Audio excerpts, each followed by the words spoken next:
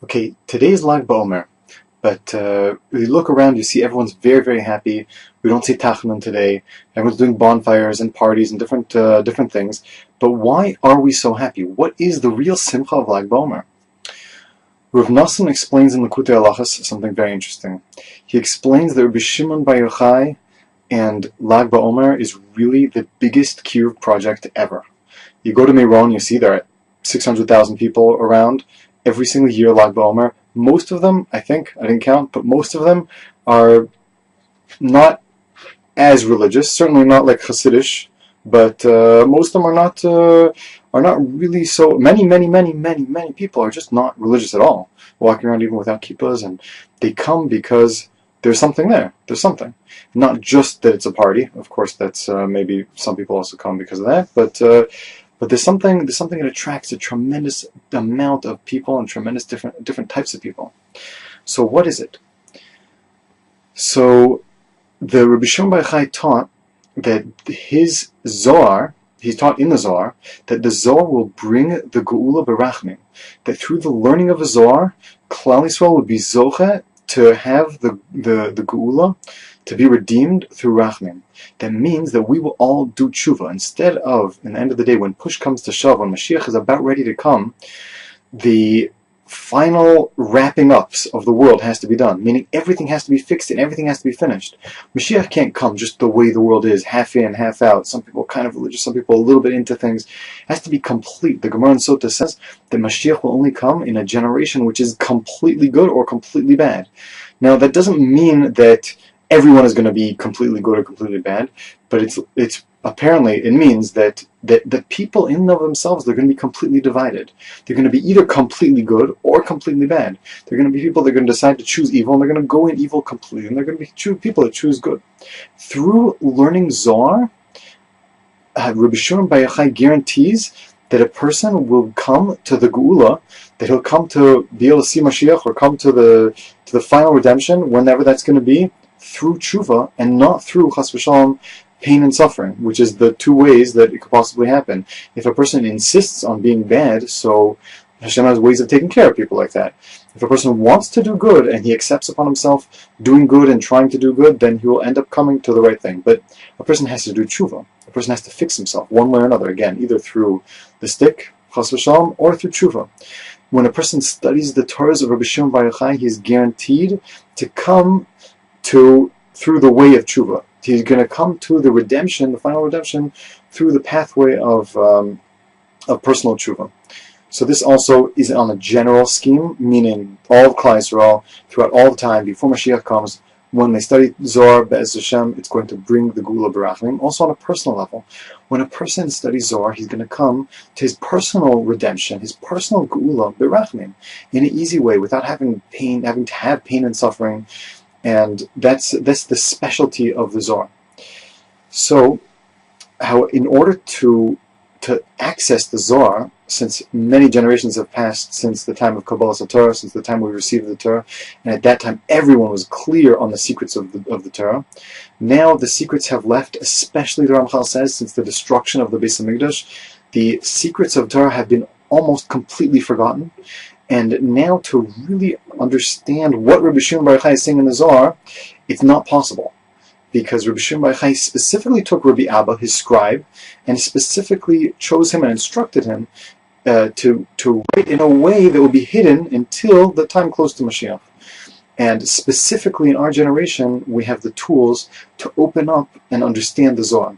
Rabbi Nachman, in Akdamat Likutei Moharan, in the Hashmat at the end, he says, in particular, through him, through his teachings, a person is able to have an opening to understand the pnimius of the pnimius, the secrets of the Torah, to understand what's really going on behind the Zohar. Because when a person opens up Zohar and just tries to read it, it sounds like, if a person doesn't understand, it sounds like something very, very high and lofty, but it sounds like something has nothing to do with us. The Rebbe teaches us how to understand the Zohar and how to learn the Zohar in a way also that applies to us. So that's specifically from through the Rebbe. The Baal Shem Tov explains the idea of what something nister is, what is something the secrets of Torah. he said the secrets of Torah doesn't just mean that you're not allowed to learn it until you're 40, or unless you're really, really smart or something like that. That's not what the secrets of Torah means. He says if that's what it means, then anyone who just doesn't open up the book and read, he's just a fool. He doesn't know how to read, or he doesn't know what the words are saying. And it's not that he doesn't know secret. That's not a secret. He said a secret is something that even after you read it, you still won't understand what it means. The Zidichover Rebbe, he has a whole sefer describing how to learn Kabbalah, and he basically explains that Kabbalah is teaching about something very, very deep, and Baal Shem Tov also speaks about this a lot. Kabbalah is teaching about Dvikis to HaKadosh Baruch Hu, how to come close to HaKadosh Baruch Hu, how to be close to HaKadosh Baruch Hu in a person's heart. And the Rebbe teaches the keys to understanding and to working on yourself in a very, very, very deep way in his farm, Likutei Moharan, and Rav Nosson explains in Likutei Halachos more practically how we do this. And it's through these tools we can actually come to understand and to access the advice and the pathways that are taught in the Zohar. Rabbi Nachman actually explains a lot of these pathways, a lot of these pieces of advice actually inside Likutei Moharan itself. So it's very important to understand that these tzaddikim, that's really what they came down here for. Rabbi Nachman said explicitly about himself, he said that I didn't come down here for myself. I don't need to come here to be metakin my own neshama, to fix my own soul. I don't need to do that. I'm coming down here because Klal Yisrael needs me, because the people need me. The people need my revelations, what I'm going to be teaching, and that's his job. His job is to teach the keys to our generation to understand the Zohar, which was written in such a hidden, such a locked way.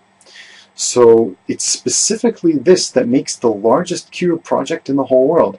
Breslov and other Hasidus and Rabbi Shimon Bar Yochai, the teacher of the Zohar, this is all a kiruv project. This is all to come down to help people in the last generation, to help us save our souls, to help us with our neshamas, to help us develop ourselves and come closer to Hashem. And it's specifically in a way that was never ever revealed before. Something in a way that will help us in a very natural, very easy way to come close, instead of through chas v'shalom suffering. Rabbi Nachman taught that when he taught something to his students, it was more precious to him than his great hasagas. He had many, many lofty understandings and deep thoughts about all sorts of different things in Avodas Hashem and in Torah.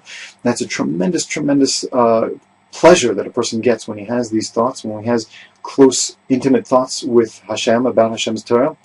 But he said, compared to revealing a teaching to Klal Yisrael, revealing teaching to his students, he said it was nothing. It was tremendously tremendous. His main purpose was mainly to teach and to help Klal Yisrael. His main purpose was not just to be very lofty and to understand these deep thoughts.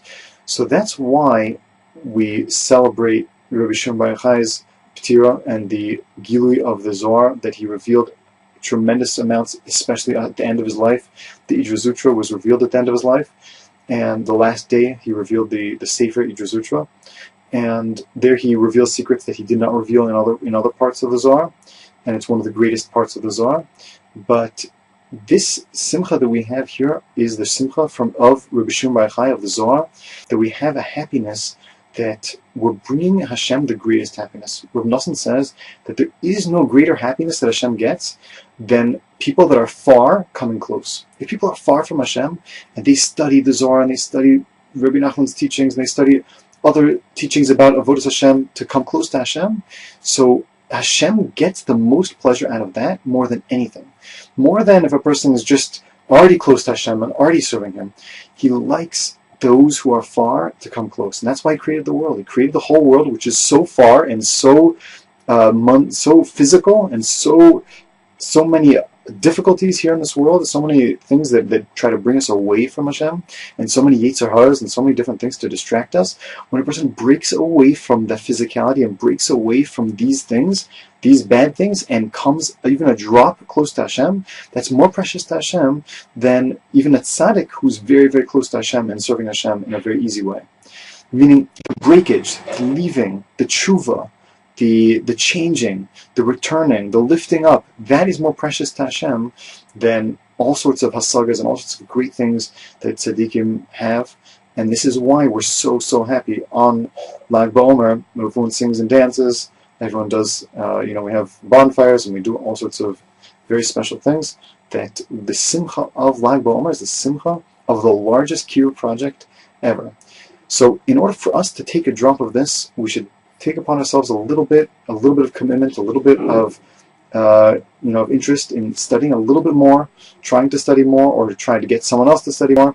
And a kiruv doesn't mean a kiruv project for non-religious people. It means a kiruv project also for religious people, for people who are already close, to come even closer. This is what Rishon Bar Yochai, this is what the Rebbe worked on, this is what the Rebbe was interested in, this is what they were looking for. Be'ez Hashem, we should all be zocheh to come truly close to Hashem and help everyone else around us also be close to Hashem. And through that, we should see the Binyan Beis Hamikdash and the Gula B'Meir B'Meir. Amen.